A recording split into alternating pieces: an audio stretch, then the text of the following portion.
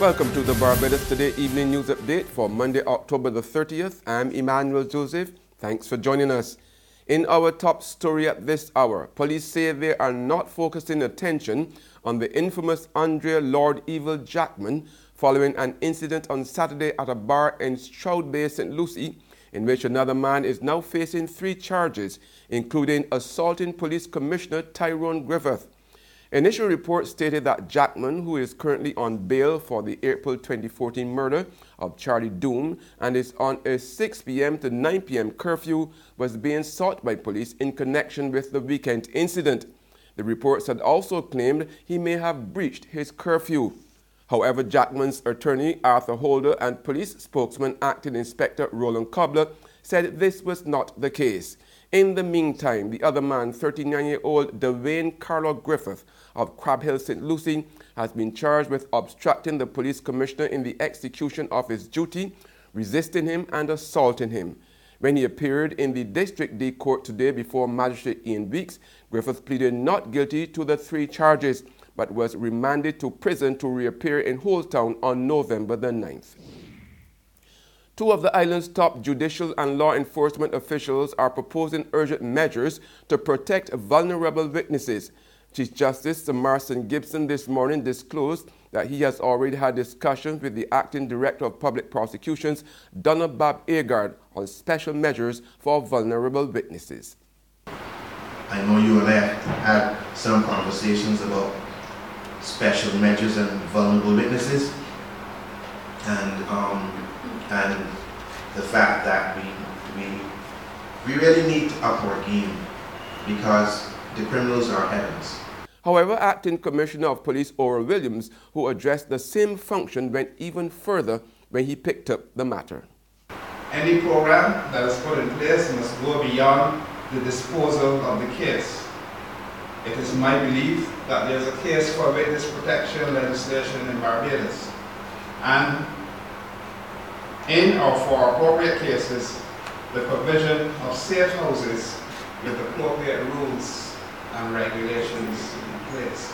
In other news now, former Government Minister Elizabeth Liz Thompson has described opposition leader Mia Mottley as a sinner on the road to reform, who should not be disqualified from serving as Prime Minister. Thompson, who is one of Mottley's longtime associates and her former cabinet colleague, mounted a spirited defense of the opposition leader at yesterday's 79th annual conference, while suggesting that this island's former leaders were by no means saints and that Mottley was as suitable as any for the highest elected office in the land. She also suggested that Mottley's political opponents were seeking to disqualify her because they are men and she is a woman. So she is to be judged by a different standard. There's regional and international news after this short break. Join us from November 16th to 19th, 2017 for the Barbados Food and Rum Festival, where acclaimed Barbadian chefs and mixologists are joined by Chef Jean-Georges of the US, Chef Tom Akins of the UK, Chef Chris De La Rosa of Canada to create dining experiences to delight the senses. Visit ticketpal.com and all TicketPal locations to get your tickets, and visit foodandrum.com for more information.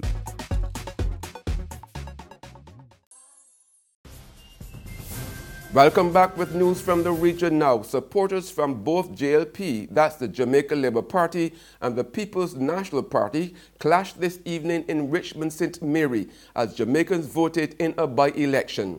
Richmond is reputed to be a marginal division in the southeast St. Mary constituency. Now, during the fracas, 2 women from opposing parties hurled expletives at each other and threatened to come to blows before the police intervened. Members of the PNP were apparently upset, accusing the JLP of bringing supporters from St. Catherine to slow up the voting process in Richmond. PNP's Shane Alexis and the JLP's Norman Dunn are in a heated battle for the constituency, which has reported a 28% voter turnout so far. And on the global front, members of the Catalan Parliament have been charged with rebellion, sedition, and misuse of public funds. The details in this report from Euronews. Spanish chief prosecutor has called for charges including rebellion to be brought against Catalonia's leaders over their push to separate from Spain. He also called for them to be charged over misuse of funds. Under Spain's legal system, the request will now be considered by a judge. El Ministerio Fiscal ha interpuesto sendas querellas por delitos The public prosecutor has filed complaints for crimes of rebellion, sedition, embezzlement and other related acts against the main political leaders of Catalonia, whose decisions and actions over the last 2 years have produced an institutional crisis that culminated with a unilateral declaration of independence made with total disregard for our constitution on October the 27th. Total desprecio a nuestra Constitución el pasado 27 de octubre. Following Friday's declaration of independence by Catalonia, Spain fired the region's government and dismissed its parliament, replacing civil servants with Spanish officials. Despite pro-independence groups calling for civil disobedience, work resumed as normal in Catalonia on Monday, a sign that direct rule by Spain was taking hold. That's news, but for the very latest, visit our website at www.barbadostoday.bb. You can also subscribe to our e-paper, email updates, or like us on Facebook. We are also on Izumi Media and bus terminals, as well as screenplay at supermarkets and gas stations near you. You can also hear us on Mix 96.9 FM. I'm Emmanuel Joseph. Have a fantastic evening.